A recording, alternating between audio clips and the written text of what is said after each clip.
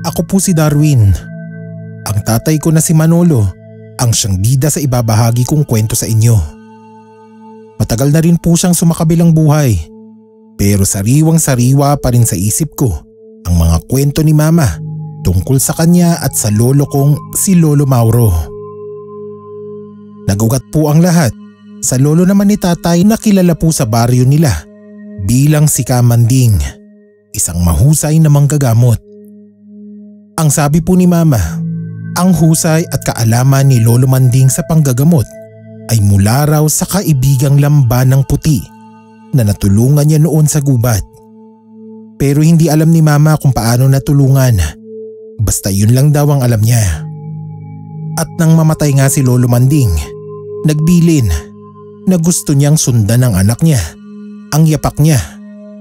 Ang anak nga niya ay ang tatay naman ng tatay ko na si Lolo Mauro.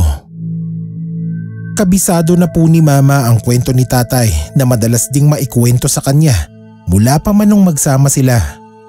At nagsimula raw yun nung 17 anyos pa lang si tatay.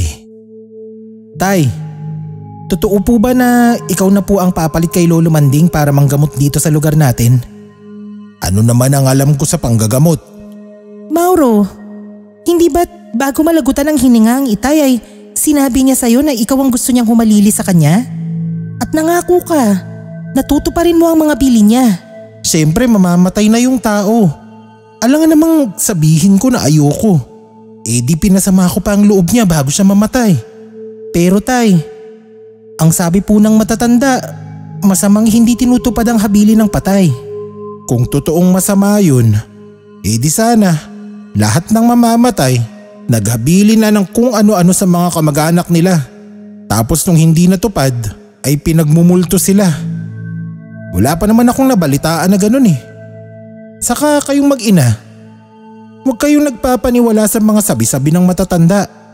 Baka wala lang silang magawa sa buhay kaya kung ano-anong iniimbentong pamahiin. Ay naku, ewan ko sa iyo Mauro. Nung buhay pa ang itay hindi ka namang ganyan. Lahat ng sabihin niya sinusunod mo. Kaya nga ikaw ang naging alalay niya sa panggagamot eh. Dahil sabi niya, ikaw ang pinakamasunurin niyang anak.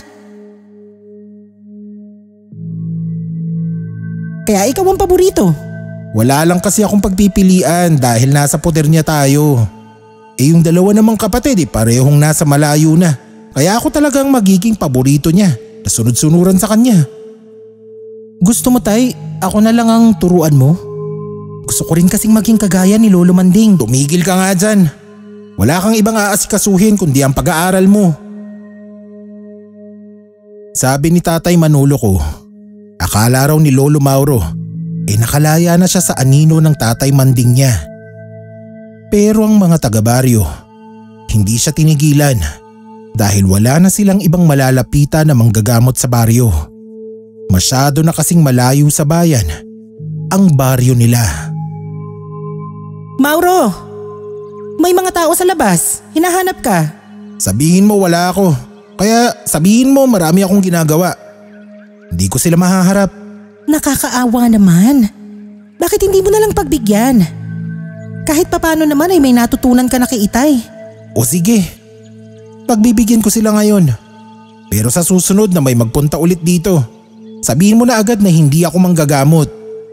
Sasabihin ko na rin yun sa mga nandyan ngayon. Okay, ikaw ang bahala. Teka, nandyan naman si Manolo. Baka kailangan mo ng makakatulong. Wag na. Ayokong mabaling ang atensyon ng anak mo sa panggagamot. Baka makahiligan pa. Idi hayaan mo. Ang importante naman ay nag-aaral pa rin siya. Hindi na. Maniwala ka sa akin, Puring. Sa oras na magkaroon ng kaalaman niyang si Manolo sa panggagamot, ay hindi na yan gaanong magpupursigi sa pag-aaral. Baka nga hindi na yan mag-aral at manggamot na lang tulad ni Itay. Bakit ikaw? Hindi ba't matagal ka na rin namang naging alalay ng tatay mo pero… Pero ano? Hindi ko napagtuunan ng pansin ang pag-aaral ko dahil kung saan-saan ako kinakaray ni Itay Manding sa panggagamot niya. Di naman natuloy ako mag-aral, paano'y lagi akong napapa-absent. Saka isa pa, hindi ko naman talaga balak sundan ang yapak ni Itay. Haharapin ko lang ang mga nandyan sa labas. Sige na, kuhanin mo na mga gamit ni Itay nang masimulan na at matapos na. Yun daw ang unang beses na nanggamot si Lolo Mauro nang siya lang mag-isa. Si Tatay Manolo noon ay nandoon lang din sa loob ng bahay nila at pasilip-silip sa ginagawang tanggagamot ng tatay niya. Nung mga sumunod na araw ay hindi pa rin napigilan ni Lolo Mauro ang pagdagsa ng mga gustong magpagamot sa kanya. Palibhasa raw, ang laki ng tiwala nila kay Lolo Manding, kaya akala nila kung ano ang kakayahan ni Lolo Manding ay ganun din ang kakayahan ng anak dahil laging ang kasama niya si Lolo Mauro. Puring, hindi ba't sinabi ko na sa'yo na huwag ka nang tatanggap ng pasyente rito sa bahay natin? Bakit may mga nakapila na naman dun sa balkonahe? 3 lang naman ang nakapila. Yung isa kasi mataas na raw ang lagnat Bata pa naman. Yung isang lalaki naman sobrang sakit ng paa. Ang hinala pa nga, nakatapak ng duwende. Tapos yung matandang babae, ang sabi, namamaga ang kamay. Naipit sa pinto. Tinatanong kung pwede mong mahilot. Puro sila taga-dulo ng baryo. Medyo malayo rin ang nilakad nila patungo rito. Hindi ka ba naaawa? Ay, hindi ko na problema yun. Ang mabuti pa'y pauwiin mo na sila at hindi na kamo ako manggagamot. Pero Mauro, nakakaawa naman sila. Sa akin hindi ka ba naaawa? Pagod na nga ako sa bukid, gusto mo pang unahin ko sila.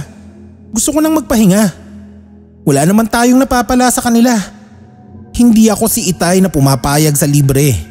Swerte na kung may mag-abot ng donasyon. Di kung gusto mo, magpabayad ka. Pero konti lang. Alam mo naman na puro kagaya lang din natin na isang kahig isang tuka ang mga yun. Saglit na nag-isip daw noon si Lolo Mauro sa sinabi ng asawa niyang si Lola Puring. Parang nagkaroon siya ng ideya na mapagkakitaan din ang mga nagpapagamot. Habang si Tatay Manolo ay nakikinig lang sa usapan ng nanay at tatay niya. O sige, ganito na lang. Sabihin mo sa kanila, ito na ang huling beses ng panggagamot ko ng libre. Sa susunod, kailangan na kamo nilang magbayad. Magkano naman ang sisingilin mo sa kanila? Pag-iisipan ko pa. Bakit hindi mo na lang sila hayaan na ibigay kung ano ang makakaya nila? Ang ibig kong sabihin, kung lahat naman ang magpapagamot sa'yo ay magbabayad ng donasyon, kahit pa paano makakatulong na rin yun sa atin, di ba? Ikaw talaga, Puring. Masyadong malambot ang puso mo. O sige, alang-alang sa'yo. Sabihin mo sa kanila na kailangan nilang magbigay ng donasyon. Depende sa ipapagamot nila. Kung mahirap gamutin, dapat namang laki-lakihan nila ng konti ang iaabot nila. Kung madali lang naman gamutin kahit ilang sentimo lang. Ang hindi magbibigay ay maghanap na lang kamo ng ibang makakagamot sa kanila. O sige, kaysa naman hindi sila magamot. O kaya, kaysa magpunta sila sa bayan na napakalayo rito sa lugar natin. At isang bagay pa nga pala, Puring. Magpaskil ka dyan sa dingding natin sa labas. Kung anong oras lang sila pwedeng pumunta. Hindi yung kung anong oras nila gusto paparito sila. Sige, ako nang bahala. Magpapasulat na lang ako kay Manolo. Nasaan nga pala yung batang yun? Nasa gilid niya. Nang iwan ko kanina nakita kong gumagawa ng mga takdang aralin. Mabuti naman kung ganun. Nang marinig ni tatay na hinahanap siya ng tatay niya, bigla siyang umalis sa pagkakasilip sa pinto. Kinagilap niya agad ang bag niya at kinuha ang libro. Alam kasi niyang hindi makukuntento ang tatay niya sa sinabi ng nanay Puring niya. Sigurado raw, nasisilipin pa rin siya sa pinto. Kaya ang ginawa niya, humawak siya ng libro at nagkunwaring nagbabasa. Hindi naman siya nagkamali ng hinala. Maya-maya lang nga ay bumukas ang pinto ng kwarto niya at sumilip ang ama. Nang makita naman siyang nagbabasa, isinara na rin agad ang pinto. Kabisado na ni tatay ang galaw ni Lolo Mauro. Nung una ay may kumontra raw sa ideya ng lolo ko na obligahing magbayad ng donasyon ng mga magpapagamot.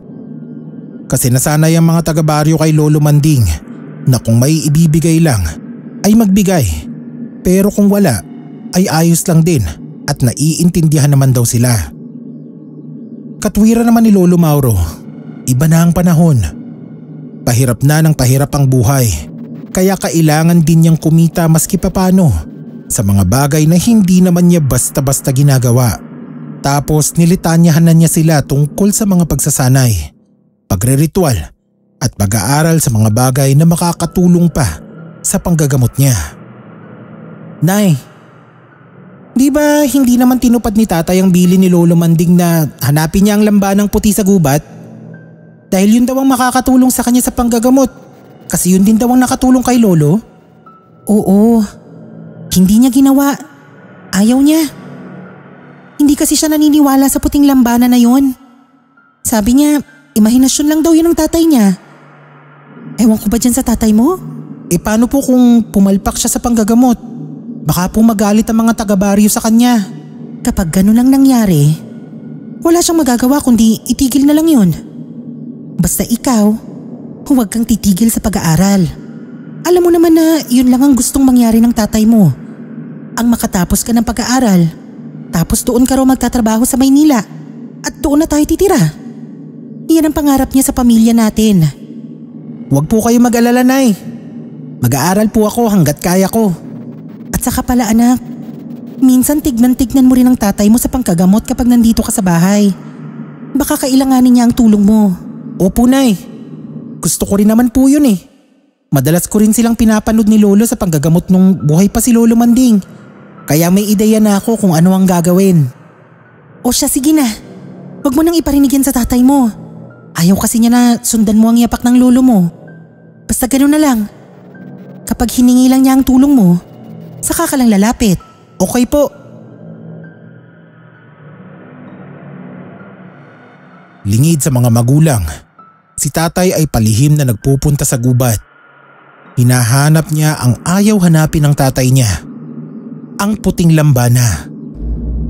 Naikwento rin kasi ni Lolo Manding kay tatay na ang lambanang yun ay natulungan daw niya sa gubat. Pero hindi raw sinabi kung paano natulungan eh. Tapos bilang gantimpala sa kanya ay tinuruan siya kung paano maging mahusay na manggagamot gamit ang ritual at orasyon na parang isang albularyo.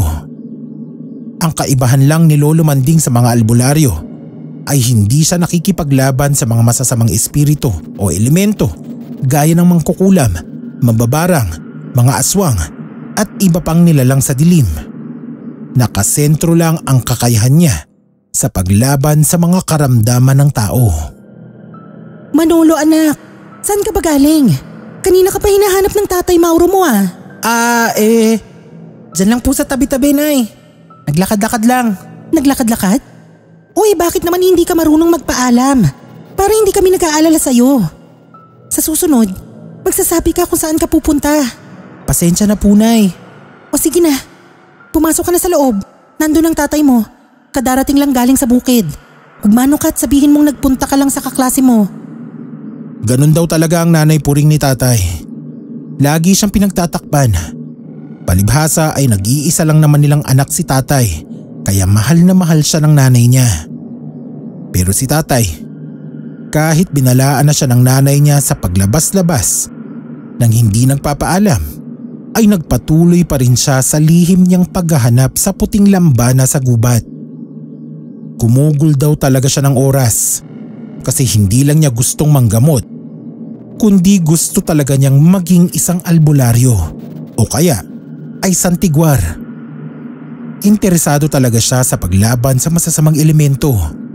Bukod sa paghahanap sa lambanang kaibigan ng lolo niya, ay palihim din niyang pinag-aaralan ang mga aklat ng lolo niya na noon ay nasa pangangalaga ng tatay Mauro niya.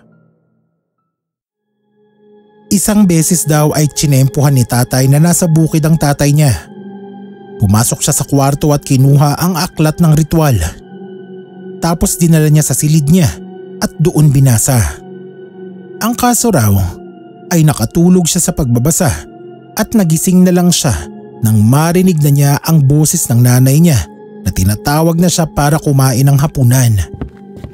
Napabalik siya ng bangon kasi alam niyang pag ganong oras ay nasa bahay na rin ang tatay niya. Ayaw na ayaw pa naman nung pinakikialaman ng mga gamit niya.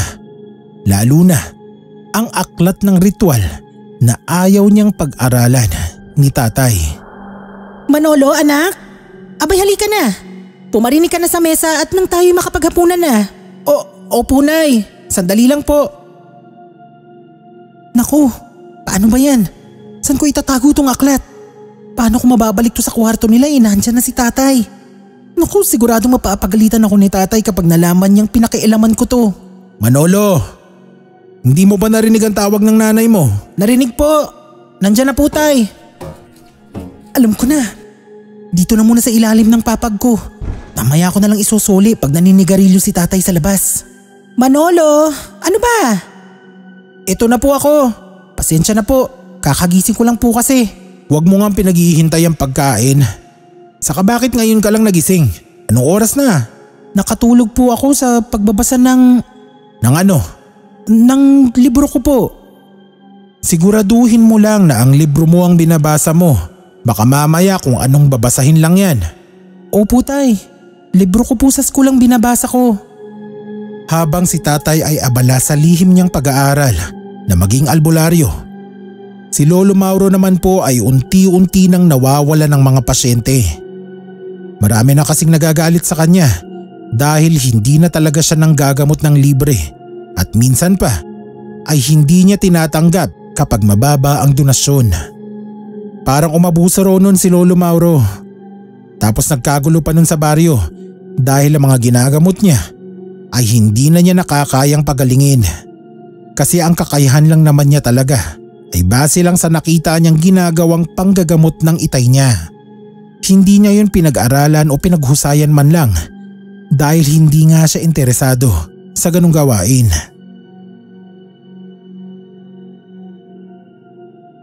Mauro? Si Mang Arnulfo kanina pa nagsisisigaw sa labas. Binabawi niya ang binayad niya sa'yo.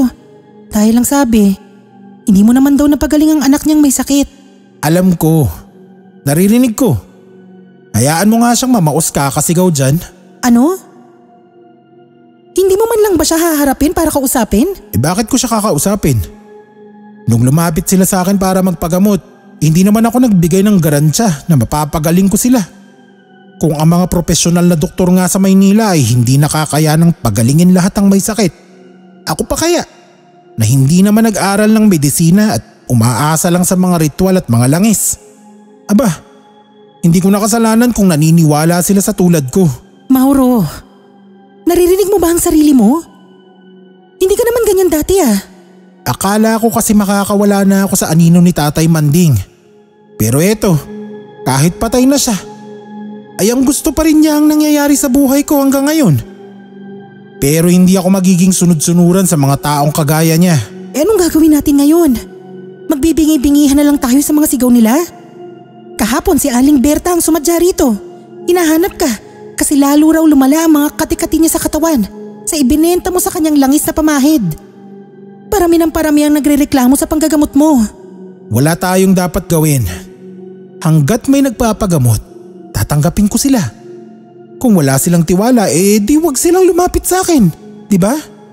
Ganun lang yun. Mabuti nga yun at matatahimik na ang buhay ko. Kung talagang yan ang gusto mo sige, bahala ka. Mas mabuti pa siguro kung itigil mo na lang hanggat may naniniwala pa sa'yo. Ikaw naman po ring masyado kang nerbyosa. Huwag ka mag-alala. Mangmang naman ang mga yan. Kaya makakaya ko pa rin silang paikutin. Teka, bakit hindi mo na lang sundin ang sinabi ni Tatay Manding? Yung puting lambana sa gubat. Baka matulungan ka niya para maging mahusay ka rin kagaya ng itay mo. Ilang beses ko bang sasabihin sa'yo na ayoko? Ang ginagawa kong to ay pansamantala lang. Hindi ako habang buhay manggagamot hanggang kamatayan tulad ni Itay. Wala nang nagawa noon ang lola Puring ko kundi sumunod na lang sa lahat ng pagdidesisyon ni Lolo Mauro. May mga pagkakataon pang araw na pati ang tatay ko nakakarinig ng panlilibak ng mga taga-baryo dahil sa tatay niyang binansagan nilang huwad na manggagamot at sinabihan din nilang ganid dahil sa mataas na bayad na hinihingi sa kanila. Kapag dumadaan daw si tatay sa tindahan o kaya sa puso kung saan naglalaba ang mga kababaihan sa baryo, naririnig niyang pinag-uusapan ng tatay Mauro niya o sadyang ipinaparinig sa kanya. Ang mga usap-usapan tungkol kay Lolo Mauro ay dinamdam ng tatay ko. Pero hindi niya masisisi ang mga tao dahil alam niyang may mali sa ginagawa ng tatay niya. Nung araw mismong yun ay nagpunta siya sa gubat at doon nagpalipas ng sama ng loob. Hindi naman kasi niya pwedeng pagsabihan ng tatay niya dahil tiyak na siya lang din ang mapapagalitan. Kailangan kong matulungan si tatay. Ang inaalala ko pa, baka magkaisa silang sugurin siya at kung anong gawin sa kanya. Sana makita ako ng puting lambana na kaibigan ni Lolo Manding. Baka sakaling matulungan niya ako para ako na ang sasalo sa mga pagkakamali ni tatay. Nakatulog pala ako rito sa tabi ng puno. Patay, madilim na. Siguradong hahanapin na ako nila nanay. Aba teka, ano yung umiilaw na yun? Pasundan nga. Mukhang alitap-tap. Hindi kaya yun na ang puting lambanang tumulong kay Lolo Manding? Nagpatuloy ang tatay Manolo ko sa pagsunod sa umiilaw na munting liwanag kahit hindi niya alam kung saan talaga yun patungo. Tapos nung habang sumusunod siya, nagtangka raw siyang hulihin yun para makita niyang mabuti. Namulot siya ng mga pwedeng ipanghuli. Nakakita naman siya ng mga plastik sa di kalayuan sa kinatatayuan niya. Nang dakmain raw niya ay bigla raw nagliwanag ng sobra. As in malaking liwanag daw talaga na sumilaw sa kanya.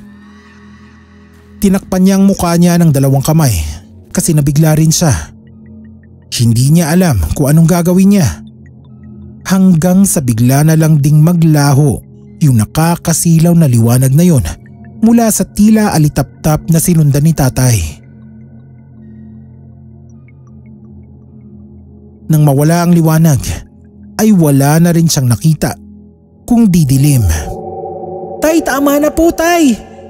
Hindi na po ako uulit. Talagang hindi ka na uulit. Sa susunod na pag-alalahanin mo kami ng nanay mo, hindi lang yan ang matitikman mo. Tay, masakit na po. Mauro, tama na yan. Malaki na ang anak mo. Hindi mo na dapat sinisinturon. Ayan.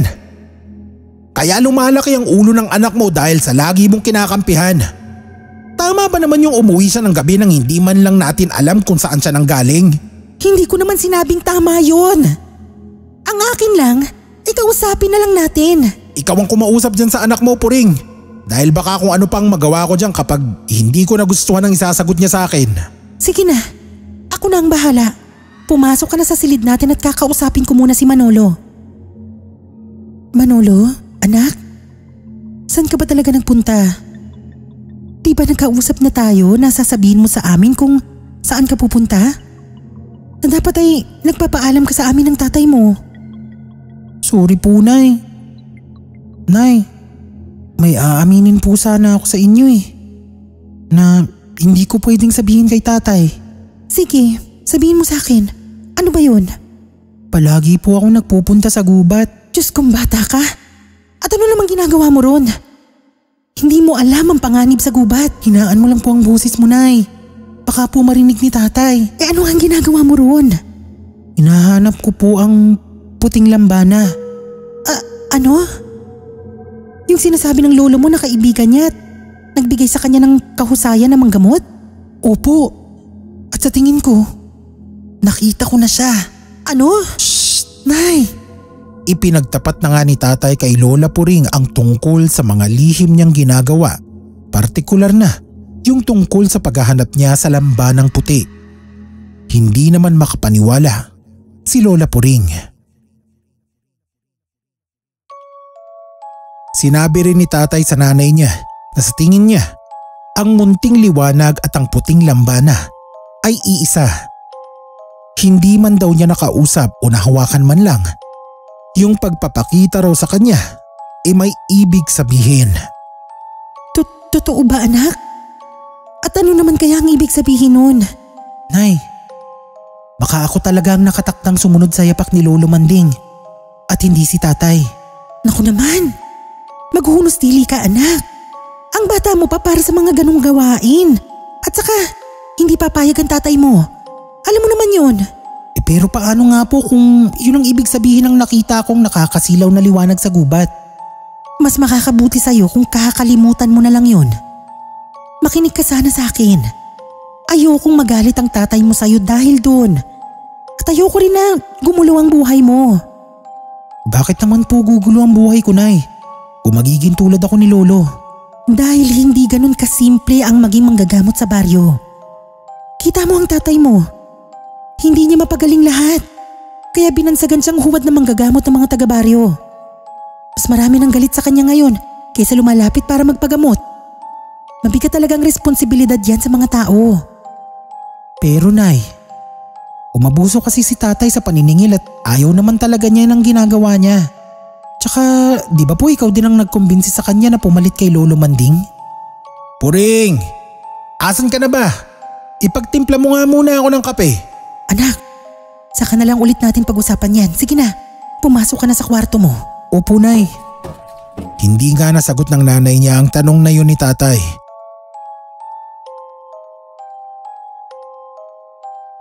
Isang beses, meron na namang sumugod sa bahay nila. Galit na naman kay Lolo Mauro. Dahil nakailang pabalik-balik na raw sa kanya para magpagamot at nakailang bigay na rin sila ng donasyon. Pero hindi gumagaling ang anak niyang batang lalaki na 4 na taong gulang. Tulad ng dati ay hindi naman yun hinarap ni Lolo Mauro at ipinagkibit balikat lang. Parang ang mahalaga lang daw talaga noon kay Lolo ay yung kinikita niya mula sa panggagamot. Tapos si tatay naman, ang ginagawa niya ay sinundan niya sa bahay yung lalaki. Nagpresenta raw siya na gamutin ang bata sa paraang nakita niya dati kay Lolo Manding at sa pagbabasa rin niya ng mga ritual. Nagalinlangan ang lalaki pero sa huli ay nagdesisyon na subukan siya. Ang kaso, hindi rin siya nagtagumpay kaya ipinagtabuyan siya ng lalaki. Dumiretso na naman siya sa gubat. Lambanang puti, magpakita ka na ulit sa akin. Sana maniwala ka sa malinis kong intensyon na maging tulad ni Lolo Manding. Sana bigyan mo rin ako ng kapangyarihan na manggamot. Lambana, alam kong hindi ka madaling magtiwala, lalo na't wala pa ako sa hustong gulang. Pero sana, mabigyan mo ako ng pagkakataon. Manolo! Nay? Sinasabi ko na nga ba at dito kita matatagpuan? Bakit niyo po ako pinuntahan dito?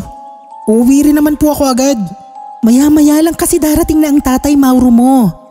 Ayokong hindi ka na naman niya madatnan sa bahay kaya hinanap na kita. Gusto mo na naman bang makatikim ng sinturon? Alam ko po yun, Nay. Wala naman po akong balak magtagal dito sa gubat eh. O sige na, halika na, umuwi na tayo. Habang palabas ng gubat ay panay pa ang lingon ni tatay. Nagbabaka sakali na sa isang kisap mata ay muling magpakita sa kanya ang liwanag na nakita niya nung isang gabi sa gubat na yon. Hindi pa rin sumuko si tatay kahit nabigo siya sa unang subok niya sa panggagamot. At kahit hindi pa ulit nagpakita sa kanya ang munting liwanag na ipinapalagay niyang iyon na ang puting lambana, palagi pa rin siya tumataka sa mga magulang para magpunta sa gubat at palihim pa rin niya binabasa at pinag-aaralan ng aklat ng ritual. Nag-ingat na lang siyang mabuti hanggang sa isang gabi naalimpungatan siya nang marinig na may munting tinig na tila bumubulong sa tainga niya. Kinusot-kusot niya ang tainga, pati ang mga mata dahil baka nananaginip lang siya. Pero mukhang hindi siya nananaginip. Pinasusunod siya ng munting tinig sa kung saan. Sumunod naman siya. Teka, andito ako sa gubat. Sa gubat ako pinasunod ng tinig na yon? Sino ka? Bakit mo ako pinapunta rito? Magpakita ka sa akin, puting lambana. Magpakita ka na.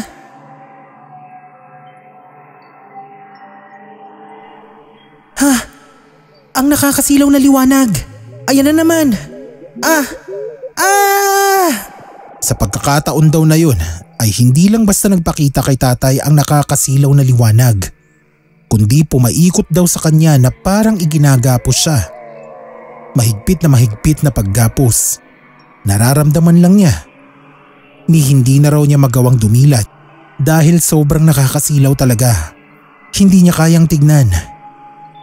Kasabay daw noon ay narinig na naman niya ang tinig na nagsasabing nasa kanya na ang basbas. Tapos ay bigla na lang ulit tumilim.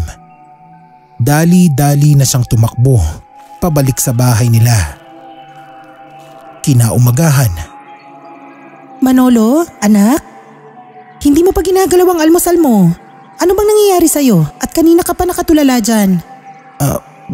Wala po, Nay. Anong wala? Kilala kita.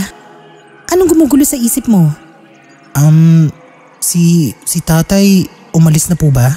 Kanina pa. Maaga siyang nagpunta sa bukid dahil napipeste raw ang bukid ngayon. Ganun po ba? Oo. Kaya sige na, sabihin mo na sa akin. Ano bang problema mo? Kagabi po kasi. Oh, ano nangyari kagabi? Hoy, Manolo. Po? Ang sabi ko, ano nangyari kagabi? Nagising po ako, Nay. May mahiwagang tinig na gumising sa akin at pinasunod ako sa kanya sa gubat. Mahabaging langit. Tapos ano? Tapos po, pagdating ko sa gubat, bigla pong nakita ko ulit ang nakakasilaw na liwanag. Tapos pinalibutan ako. Pakiramdam ko, ginapos ako pero wala namang tali. Basta naramdaman ko na may makapal na puwersang gumapos sa akin. Mga ilang segundo lang po yun. Wala pa yatang 1 minuto. Habang nakagapos ako sa liwanag at nakapikit, narinig ko na naman yung boses. Maliit lang po na boses. Sabi, nasa akin na raw po ang basbas. Diyos ko anak, hindi kaya… Pero hindi, wag, ayoko. Naiintindihan mo ba? Baka namamaligno ka lang o naiengkanto. Maghahanap ako ng albularyo sa bayan. Patitignan kita para hindi na maulit ang nangyari kagabi. Pero Nay, hindi po ako naengkanto. Kung hindi ka naengkanto, malamang nananaginip ka lang. Oo, tama. Panaginip lang yun anak. Minsan kasi ang panaginip parang totoong-totoo eh. Akala mo nangyari talaga. Nay, hindi po ako nananaginip. Sigurado po ako. Basta, patitignan pa rin kita sa albularyo at wag na wag mo yang mababanggit sa tatay mo. Naku, malilintikan ka ron. Opo, Nay. Sige po. Kahit anong kontra ni Tatay Manolo sa nanay puring niya, hindi pa rin siya pinakinggan. Habang abala sa bukid si Lolo Mauro dahil sa mga peste, ay dinala ni Lola Puring si tatay sa isang albularyo sa bayan. Wala kasing albularyo sa liblib na baryo nila. Kaya nga si Lolo Mauro lang ang nalalapitan nila sa panggagamot. Gayunpaman, naniniwala pa rin si tatay na nangyari na ang gusto niyang mangyari. Ang makuha ang basbas ng lambana. Nakahanap naman agad ng albularyo sa bayan si Lola Puring para sa tatay ko. Ayon sa albularyo, naiengkanto nga raw si tatay. Napapaglaruan daw dahil sa madalas na paglalagi niya sa gubat. May kahilingan daw si tatay na tinugunan ng isang engkanto. At si tatay lang daw ang makakapagsabi kung ano ang kahilingang yun. Pinagbawalan ng albularyo si tatay na bumalik pa sa gubat at binigyan ng pangontra. Isang pulseras na may 13 bilog.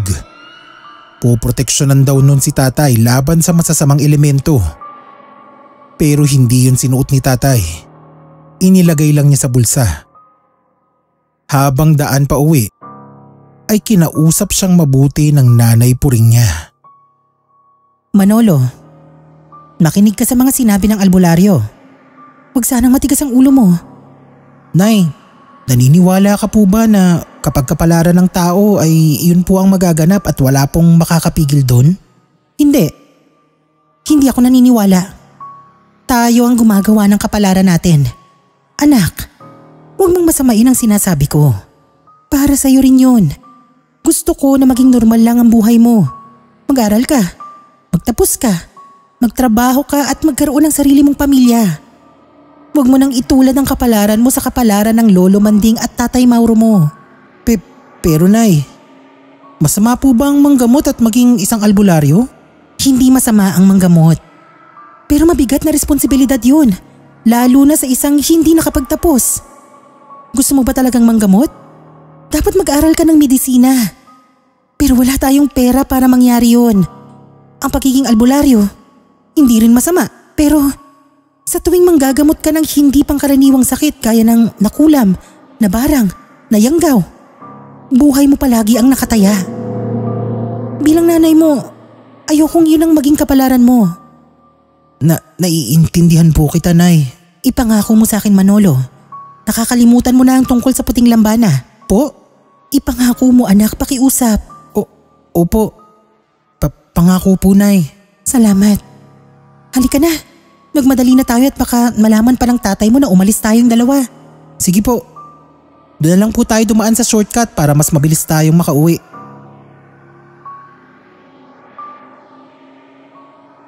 Kahit nangako na sa nanay niya, alam ni tatay na hindi niya mapapanindigan ang pangakong yun kay Lola Puring. Ewan ko ba kung ba't ang isip ni tatay ay parang doon na lang tumatakbo. Tungkol sa puting lambana. Pati nga raw pag-aaral niya noon ay hindi na niya masyadong naaasikaso. Nang magbigayan ng card ay may ilang subject daw na hindi siya nakapasa. Kaya habang pauwi siya sa kanila galing school ay hindi niya maiwasang matakot. Alam kasi niya na masisinturo na naman siya ng tatay niya dahil doon. Dahil nakatulala siya sa paglalakad kaya nabunggu siya ng isang ale na may buhat na anak. Muntik pa tuloy mabitawan dahil nga sa bungguan nila. Napansin niya na tumitirik ang mga mata ng bata. Hindi siya nagdalawang isip na tulungan sa paraang alam niya. Nay! Oh Manolo, bakit? Si tatay po ba nandyan ha? Dumating na pero umalis ulit. May tumawag kasi sa kanya na matandang lalaki. Gustong ipagamot yung asawa niya na may sakit. Hindi na makatayo kaya pinuntahan na lang ng tatay mo. Handa raw magbigay ng medyo malaking donasyon eh. Ganun po ba? Bakit hindi na lang dalhin sa bayan kung may pambayad din lang na malaki? Pareho kasing matanda na at hindi na nakakatayo yung babae kaya ang tatay mo na lang ang tinawag. Teka, bakit mo nga pala hinahanap ang tatay mo? Wala po. Anong wala? Sandali, ano yung hawak mo? Yan na ba ang card mo? Opo, Nay. Heto po. Hala naman Manolo, 3 subject itong binagsak mo.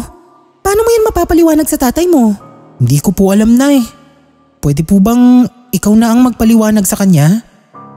Ayoko na po kasing mapalo ulit ng sinturon. Naku naman anak. O sige na, ako na ang bahala.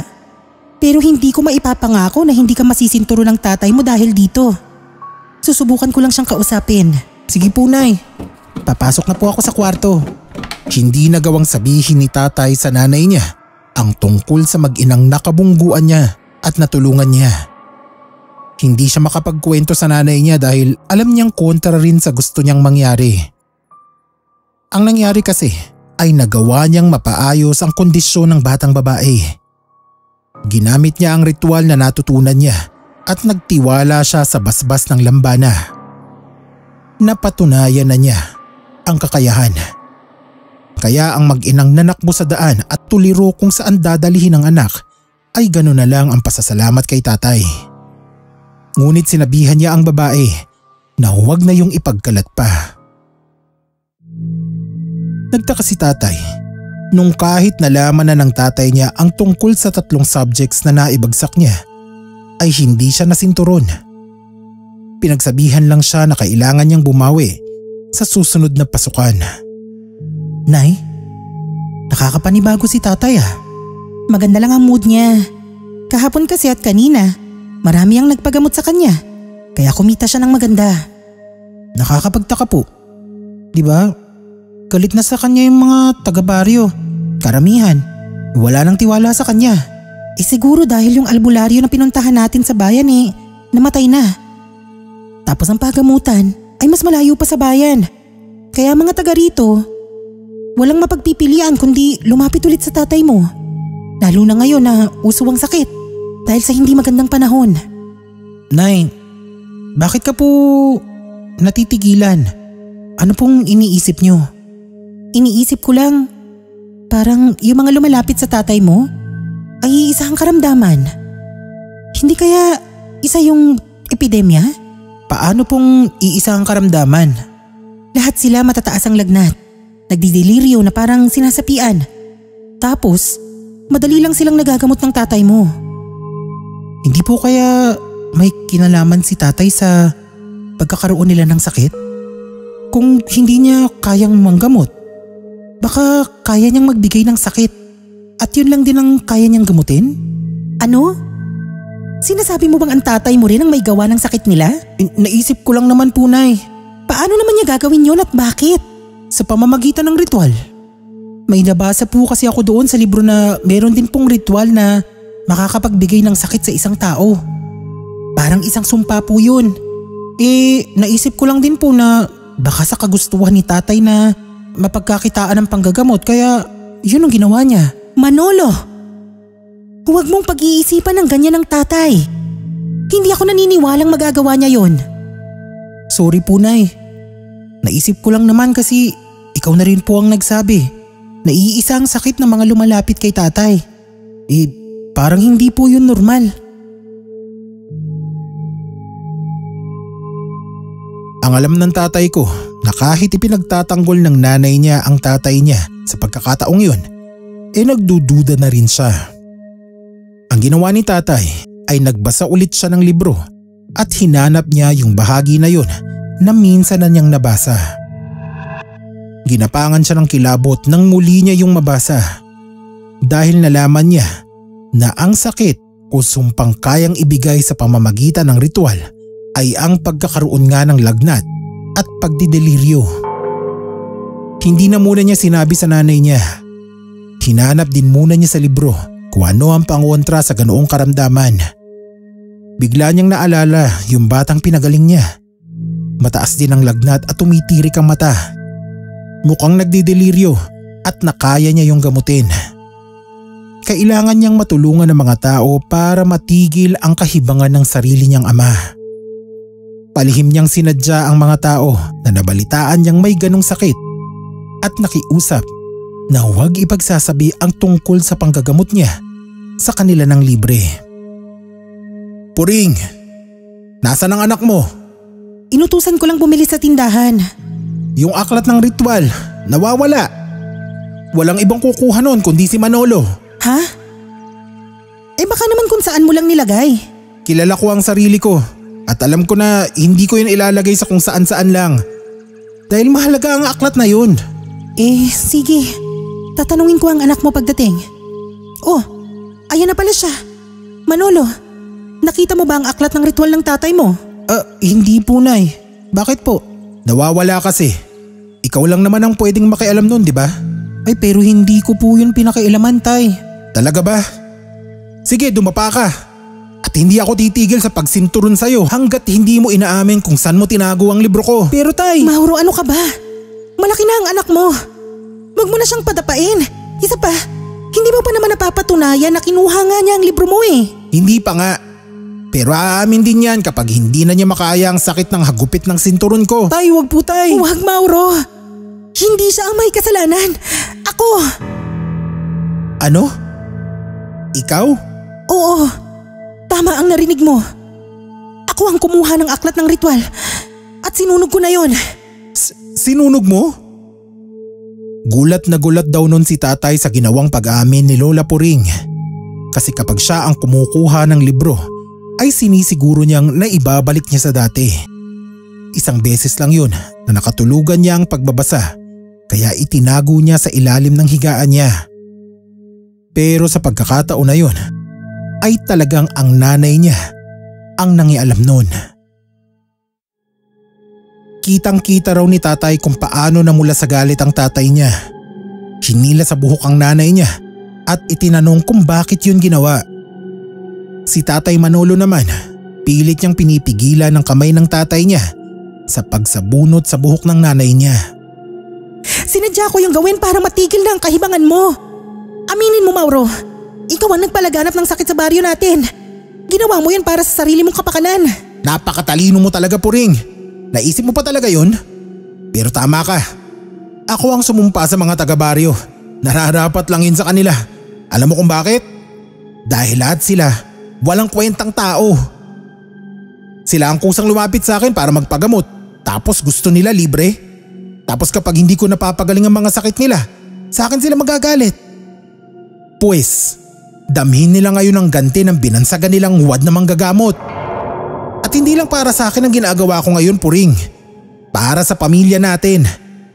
Pag marami na tayong pera, iiwan na natin ang baryo. Doon na tayo titira sa Maynila. Doon na rin mag-aaral si Manolo. Ayaw mo ba nun, ha? Kilabutan ka sa mga sinasabi mo, Mauro. Maawa ka sa mga kabaryo natin. Kaya sila lumalapit sa'yo ay dahil wala silang kakayahang magbayad. Malamang yung ibinabayad nila sa'yo ay pangkain nila. Pero wala silang mapagpipilian kung di ibigay sa'yo ang kakarampot na pera para gumaling lang sila. Sana nakukontento ka sa kung ano lang ang kaya nilang ibigay. Hindi yung ikaw pa ang nagtatakda ng dapat nilang bayad. Ang dami mong sinasabi. Nay, tay, tama na po. Huwag kang makialam dito, Manolo. Tuturuan ko ng leksyon ng pakialamerang nanay mo. Huwag, Mauro. Huwag. Halika rito. Tay, maawa ka kay nanay, tay. Sa loob ng kwarto nila, dun daw binugbog ni Lolo Mauro si Lola Puring. Awang-awa raw nun si tatay sa nanay niya. Pero wala naman siyang magawa. Kinandado raw ng tatay niya ang pinto ng kwarto para hindi siya makapasok. Kumuyom ang palad ni tatay. Doon daw siya nagdesisyon na ipagpapatuloy niya kung ano ang nasimulan niya.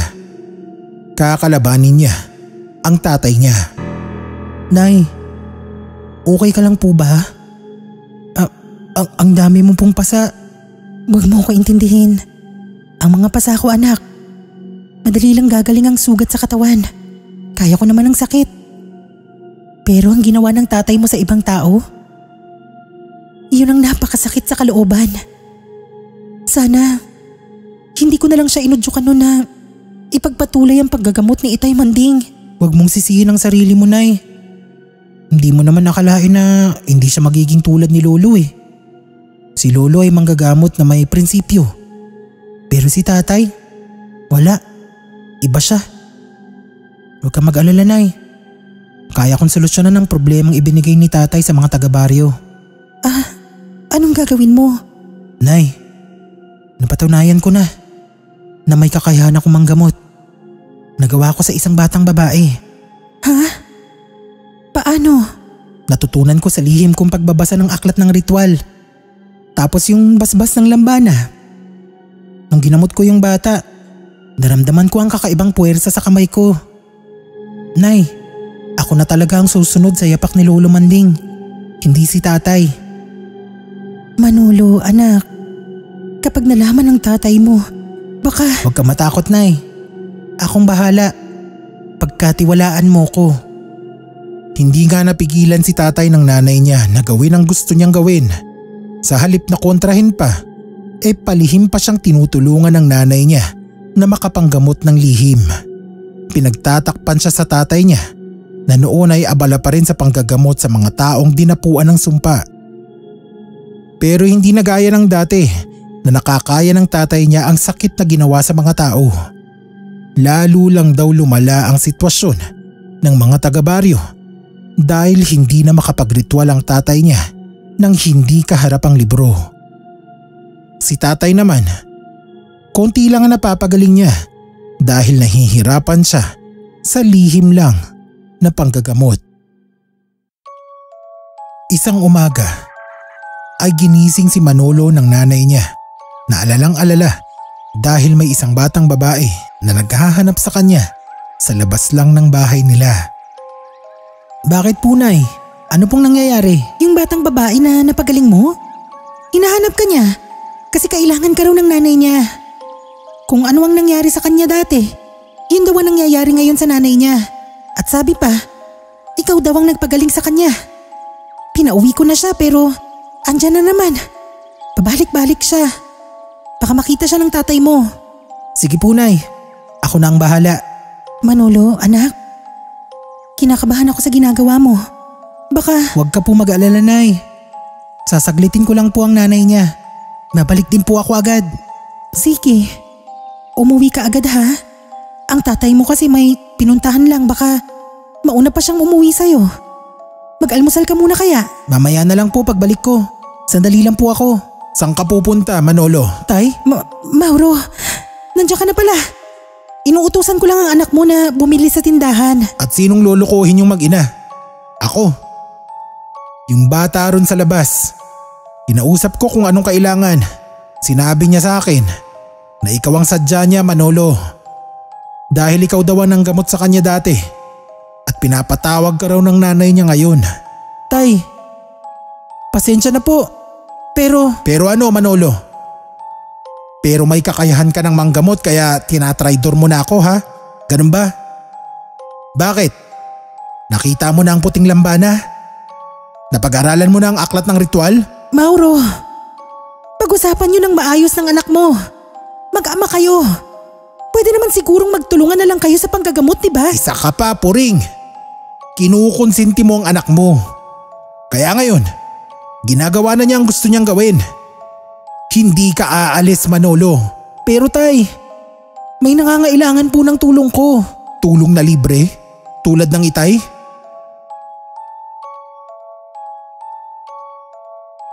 Tulad ng lolo manding mo na nagpapauto sa mga tao. Sige, pumasok ka sa kwarto mo. Ngayon na. O gusto mo na namang makatikim ng sinturon ko? Tay, Mauro, yung bata sa labas, nakakaawa naman eh. Paalisin mo. Sabihin mong wag na siyang babalik, kundi ipapakain ko siya sa aswang. Ang ginawa raw ni Lolo Mauro kay tatay ay binugbog siya sa loob ng kwarto tulad ng ginawa sa nanay niya. Tapos hindi pa raw nakontento. Ikinulong daw siya sa malaki nilang aparador. Kaya si tatay, iyak daw ng iyak noon. Nakatalungko lang siya sa loob ng aparador habang naririnig niya na nagtatalo pa rin ang nanay at tatay niya. Ipinagtatanggol siya ng nanay niya pero naririnig niyang sinaktan na naman ang tatay niya. Yung galit daw ni tatay kay Lolo ay naipon na talaga sa dibdib niya. Paggising niya ay nagulat siya dahil wala na siya sa loob ng aparador, kundi nando na siya sa lugar na hindi pamilyar sa kanya. Ha? Nasaan ako? Nay? Tay? Anong klaseng lugar ba to? Puro baging ng mga puno at ang lamig. Teka, baka nananaginip lang ako. Hindi ako nananaginip. Nasa isang lugar ako na hindi ko alam. Paano ako napunta rito? Ang alam ko, nasa loob ako ng aparador. Kinulong ako ni tatay doon. Sandali. Baka ito na ang lugar ng lambanang puti. Lambanang puti! Magpakita ka na sa akin! Lambanang puti! Hindi raw alam ni tatay kung anong gagawin ng mga oras na yun dahil hindi rin niya alam kung nasa ang lugar na ba siya. Noon lang daw siya nakarating doon. Naglakad-lakad siya pero ang tanging nakita lang niya ay yung sabit-sabit na baging sa mga puno at sa mismong dinadaanan niya.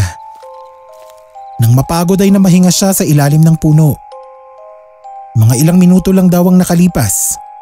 Napapaidlip na siya nang bigla siyang masilaw sa liwanag.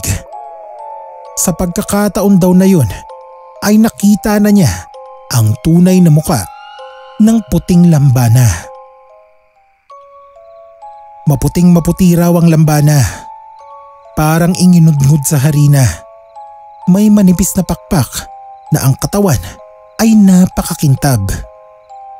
Lumipad-lipad daw sa harap niya at sinabi na siya ang nagdala kay tatay doon.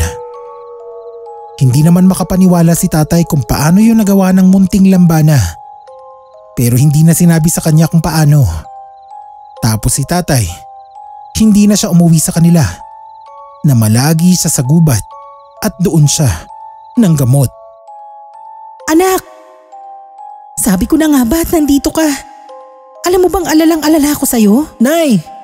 Nung araw na nawala ka, hindi ko alam kung paano ka nakatakas sa aparador. Ikinandado yun ng tatay mo at dinala niya ang susi. Panay ang kausap ko sa'yo pero hindi ka sumasagot kaya naisip kong palakulin ang kandado ng aparador.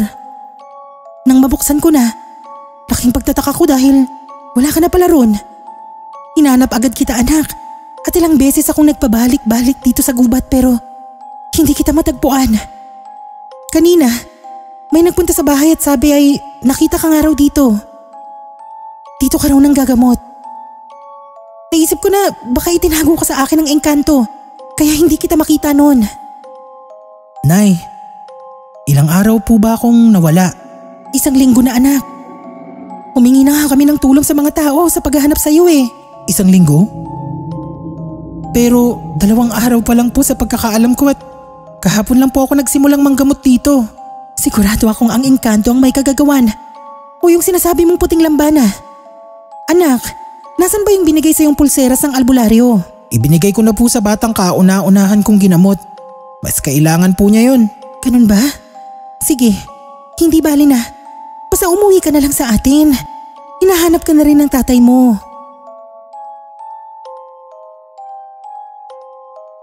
Sorry po, Nay. Di ko rin po alam ang nangyari kung paano ako napunta rito. Pero ayoko na pong bumalik sa atin. Dito na lang po ako sa itinayo kong kubol. Manolo, hindi pwede to. Kailangan mong umuwi sa atin. Patawad po, Nay. Pero hindi na po talaga ako uuwi. Gusto ko pong manggamot. Maging isang mahusay na albularyo. At magagawa ko lang po yun kung lalayo ako kay tatay. Anak! Hindi nga umuwi si tatay. Hindi siya napilit ng nanay niya. Wala raw laman ang isip niya noon kundi ang manggamot at maging isang tunay na albularyo. Nahumaling daw talaga siya sa ganoong isipin. Hanggang sa ang tatay na niya ang nagpunta sa kanya. Pero hindi para pabalikin siya sa bahay nila, kundi para kumprontahin. Manolo! Tay, yan ba ang gusto mong mangyari ha? Ang pilahan ka ng mga magpapagamot ng libre? Tay, mamaya na lang po tayo mag-usap kapag wala na po ang mga tao. Bakit? Ayaw mo bang marinig nila na isa kang suwail na anak? Umalis ka sa bahay para magsulo ng buhay dito sa gubat. Tagawin ng mga pasyente ko? Hindi po ganoon. Gusto ko lang po na maging katulad ni Lolo Manding. Ito ang isaksak mo dyan sa kukote mo, Manolo. Kahit kailan, hindi ka magiging katulad ng lolo mo. Tignan mo ang sarili mo. Anong alam mo? Anong maipagmamalaki mo sa akin? Ako nga na laging kasama ni tatay ay hindi pa nakuha ang kahusayan niya. Ikaw pa kaya? Tay, tama na po. Pinagtitinginan na nila tayo. O bakit? Nahihiya ka? O kayo? Anong tinitingin-tingin nyo? 2 lang yan eh. Inuuto nyo ang anak ko. O kayo ang nagpapauto sa anak ko. Naglalaro lang naman yan eh. Pinagtitripan lang kayo niyan. Kung ako sa inyo magsiuwi na kayo. Dahil nag-aaksaya lang kayo ng oras dito. At ikaw naman Manolo, mula sa araw na to, huwag mo na akong kilalaning ama. Hindi raw napigilan ni tatay ang pagbawala at patuloy na panggugulo roon ni Lolo Mauro.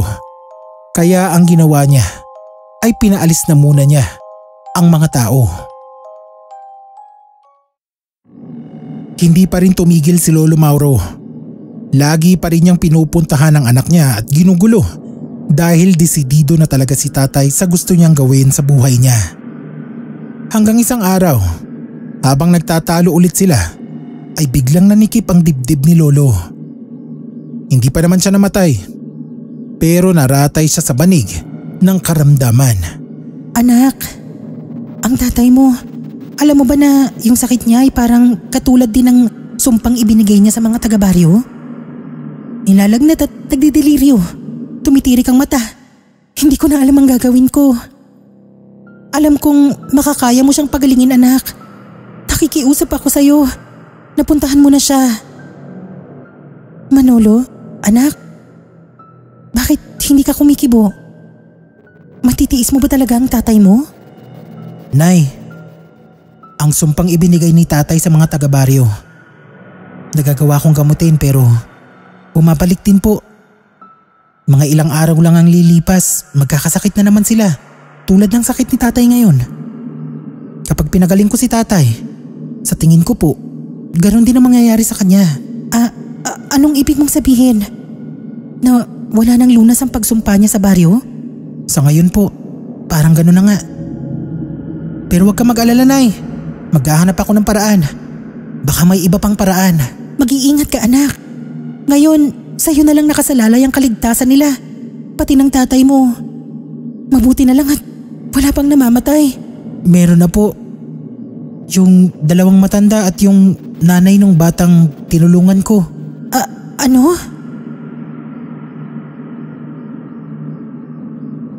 Ganun na nga nangyari kapag may namamatay. Tapos nun ay may sumusunod kaagad at iisa lang ang kinamatay nila. Ang sakit na pinadapo sa kanila ng lolo ko.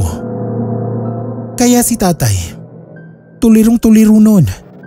Naging isang malaking hamon sa kanya kung papaano masusolusyonan ang problemang yun. Hindi naging madali para sa kanya, lalo na at wala na ang aklat ng ritual. Hanggang isang araw ay pinuntahan ulit siya ng nanay niya. Anak, may ibibigay sana ako sa'yo. Sana makatulong. Ano po yun, Nay? Ito. Ang aklat ng ritual. Pero di ba sinunog niyo na po to? Nagsunog ako ng ibang aklat para may maipakita akong ebidensya sa tatay mo na sinunog ko na nga talaga ang aklat ng ritual. Pero ang totoo, itinago ko ang tunay na aklat sa likod ng lumang aparador kung saan kay kinulong ng tatay mo. Ginawa ko yun para lang mapatigil na siya sa mga mali niyang ginagawa. Bakit niyo po tinabi ang aklat? Dahil sa iyo, anak. Dahil inisip ko na baka balang araw ay kailanganin mo. Isa pa, alam kong magagalit ang kaluluwa ni Itay Manding kung sinunog ko talaga yan. Salamat po, Nay. Salamat. Kalahati pa lang nga ang nababasa ko rito. Marami pa akong gustong malaman. Sana may makita ako rito na makakatulong sa kinakaharap na problema ngayon ng buong baryo. Sana nga, anak. Sige, hindi na ako magtatagal. Hindi ko pwedeng iwan ang matagal ng tatay mo. Mag-iingat ka po, Nay. Huwag ka na pong bumalik dito. Ako na lang ang pupunta sa inyo kapag may nalaman na akong solusyon para sa sakit nila. Sige, hihintayin ko ang pagdating mo sa bahay. Nung mga sumunod na araw ay iginugol ni tatay ang isip niya sa pagbabasa ng aklat ng ritual. Hindi na muna siya tumanggap ng magpapagamot sa kanya dahil ayaw niyang maistorbo ang pagsasaliksik niya tungkol sa sakit nila. May mga pagkakataon din na lumalabas siya ng gabi sa gubat at hinahanap ang puting lambana. Gusto kasi niyang humingi ng tulong. Alam niya na may maitutulong ang lambana. Nagsimulang paghinaan ng loob si tatay dahil wala siyang magawang solusyon. Hanggang sa muli niyang pagbuklat ng aklat ay napansin niya ang isang pilas na pahina. Naisip niyang may nawawalang pahina ng aklat at maaaring doon nakasulat ang solusyon na hinahanap niya. Dahil karugtong yun ang ritual tungkol sa paglalapat ng sakit na sumpa. Dali-dali siyang umuwi sa bahay nila. Manolo, anak, salamat at dumating ka na. Ang tatay mo kasi habang tumatagal ay palala ng palala ang kondisyon niya. Dumadalas ang pagdedeliryo niya. Nay, ikaw na po muna ang bahala kay tatay. May mahalagang bagay po akong gustong makita.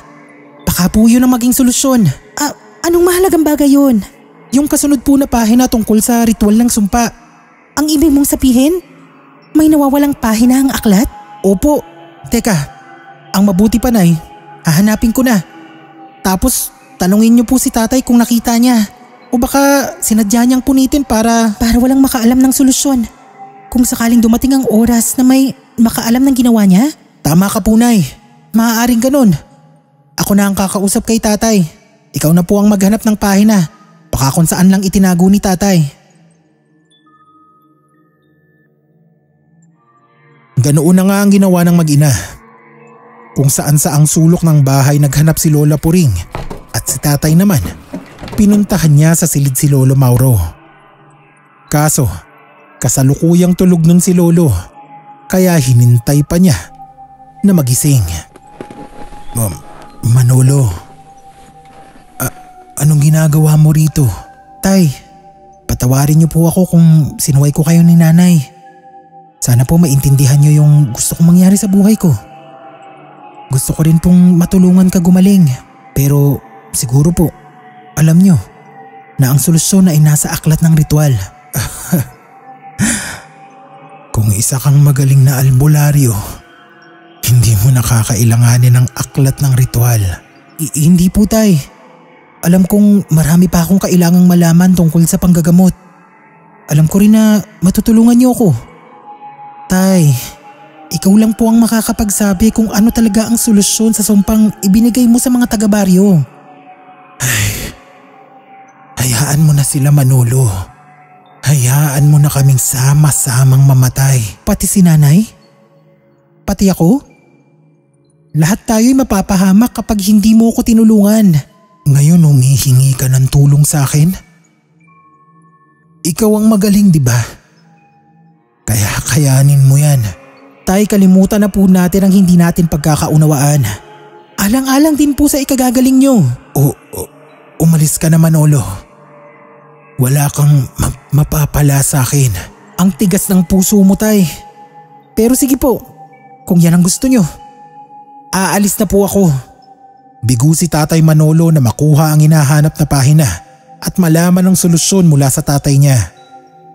Hindi niya nakumbinsi ang ama na sabihin sa kanya ang nalalaman o tulungan siya sa ibang paraan.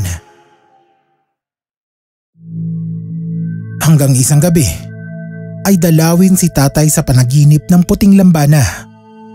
Nagpakita ulit sa kanya at doon ay may hawak ang munting lambana ng isang papel, ang hinahanap na pahina ni tatay.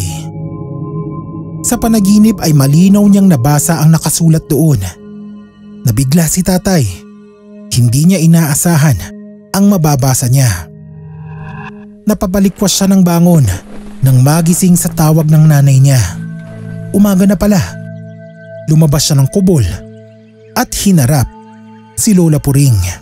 Anak, nakita ko na ang nawawalang pahina. Mabuti po nakita niyo na. Teka, Nay. Ba't ganyan po ang mukha niyo? Nabasa niyo na po ba? Itinuro na sa akin ng tatay mo ang pinagtataguan niya sa loob ng lumang cabinet na hindi na namin ginagamit. Hindi ko napigilan ang sarili ko na basahin ang nilalaman at… Nay, ang sabi po ba sa ritual ay kailangang mamatay ang nagsumpa bago maalis ang sumpang ipinataw niya? Oo. At ang dugo niya ang magiging sangkap sa langis na kailangan para makapagpagaling sa mga dinapuan ng sumpa. Teka, paano mo nalaman? Hindi mo pa naman nababasa, diba? Nanaginip po ako kagabi. Dinalaw ako ng puting lambana sa panaginip at ipinakita niya sa akin ang pahinang hinahanap ko. Kung ganon, totoo nga na makapangyarihan siyang lambana at sa tingin ko ay tinulungan talaga niya ang lolo manding mo noon sa panggagamot. Naniniwala po ako, Nay. Pero hindi ko alam kung anong gagawin natin ngayon. Si tatay ang… Anak, hindi naman nating pwedeng isakripisyo ang buhay ng tatay mo. Kahit ano pang mangyari, siya pa rin ang tatay mo. Ang asawa ko. Pamilya pa rin tayo, di ba? Maghahanap ako ng ibang paraan, Nay. Hihingi ako ng tulong sa puting lambana. Baka may iba pa siyang alam na solusyon. Anak, umuwi ka na sa atin. Para na akong mababaliw sa pinagdaraanan nating to. Kailangan ka namin ng tatay mo sa tabi namin. Sige po, Nay. Para mabawasan ang pag-aalala mo, babalik na po ako sa atin. Salamat, anak. Salamat. Nung mga sumunod na araw at gabi ay hindi nagpakita o nagparamdam man lang ang puting lambana kay tatay. Ilang beses niyang pinuntahan ulit sa gubat pero wala talaga. Sinubukan din ni tatay na dumayo sa ibang baryo at sa bayan para maghanap ng albularyo na posibleng makatulong sa problema nila. Pero walang isa man ang nakapagbigay ng tulong. Hindi rin nila alam ang solusyon. Nag-alala na si tatay dahil habang lumilipas sa mga araw ay nadaragdagan pa ang mga namamatay sa baryo nila sa iisang dahilan. Anak, kumain ka muna. Nahuhulog na ang katawan mo. Baka pati ikaw magkasakit na niyan. Busog pa naman po ako. Nay? O bakit? Parang ikaw po ang may sakit eh. Mainit ka na ya. Namumutla ka. Huwag mo ko intindihin anak. Kaya ko pa naman ang sarili ko. Pero Nay, baka dinapuan na rin ako ng sumpang sakit ng tatay mo? Anak, hayaan mo na. Kung pareho kami ng maging kapalaran, ang mahalaga ay maibang sa'yo. Hindi ka matulad sa amin. Alam kong poprotektahan ka ng puting lambana.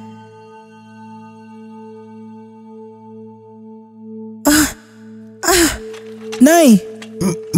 Manolo! Tay! Ba't ka gumagapang? Teka, ibabalik kita sa papag nyo. Wag na. Ang nanay mo. Siya ang ihiga mo sa papag. Tay! Malaki naman ang papag. Pagtatabihin ko na kayo ni nanay. Sa huling pagkakataon, pwede bang makinig ka sa akin anak? Ano po ba yun tay? Kuhanin mo ang kutsilyo sa kusina. Ano po? Ang sabi ko, kuhanin mo ang kutsilyo sa kusina. Tay, sandali, dyan ka lang. Huwag kang kikilos dyan. Ihihiga ko lang si nanay sa papag. Nay, dito ka muna. Anong nararamdaman mo? Nangihina ako anak. Sige na, iwan mo na ako rito. Puntahan mo ang tatay mo. Balik mo siya rito. Sige po Nay. Nay, huwag ka mag-alala. Akong bahala sa inyo ni tatay. Ha? Ano yun? Tay! Paano mo naabot ang salamin? Bakit mo binasag? Anong ginagawa mo tay? Bilaslas mo ang pulso mo? Ang dami mong sinasabi. Halika rito. Ilapit mo ang tainga mo sa akin. Dadalhin kita sa ospital sa bayan. Huwag kang magtanga-tangahan Manolo. Alam mo kung gaano kalayo ang ospital dito. Makinig ka sa sasabihin ko. Gamitin mo ang dugo ko. Iligtas mo silang lahat. Lalong-lalo na ang nanay mo. Huwag mo siyang pababayaan. Naiintindihan mo ba? Opo tay. Maging mabuti kang albularyo at manggagamot at higit sa lahat ay maging mabuti kang anak. Opo tay! Tay! Lahat ng bilin ni Lolo Mauro kay tatay ay tinupad naman ni tatay. Dahil sa dugo ni Lolo ay isa-isang ang gumaling ng tuluyan ang mga dinapuan ng sumpa niya. Yun lang daw kasi talaga ang solusyon. Ang kamatayan ni Lolo, kaya siya na mismo ang gumawa nun sa sarili niya. Pati si Lola Puring gumaling din kaagad. Siya pala ang dahilan, kaya nagdesisyon si Lolo na magsakripisyo dahil ayaw niya na madamay si Lola sa ginawa niya. Tapos si tatay, nagpatuloy siya sa panggagamot. Sabi niya, paminsan-minsan ay nagpapakita pa rin sa kanya ang lamba ng puti, pero hindi na raw sa gubat, kundi sa panaginip na lang. Hindi niya alam kung bakit nagkaganon. Ang maganda pa ron ay nagkaroon daw si tatay ng mga karanasan sa paglaban sa masasamang elemento sa baryo, gaya ng aswang at tikbalang. Pero ibang kwento na yon, sa susunod na lang po. Nang mapadpad ang mama ko sa baryo nila tatay, nagkakilala sila at naging magkaibigan hanggang sa maging mag-asawa. Sinuportahan naman ni mama si tatay sa pagiging albularyo. Pero nang mamatay raw si tatay, ay dinala niya kaming magkakapatid dito sa Maynila. Kasi taga rito naman talaga si mama. Dito ko na po tatapusin ang kwento ko ng karanasan ni tatay at ng lolo at lola ko. Salamat po sa inyong mga nakinig.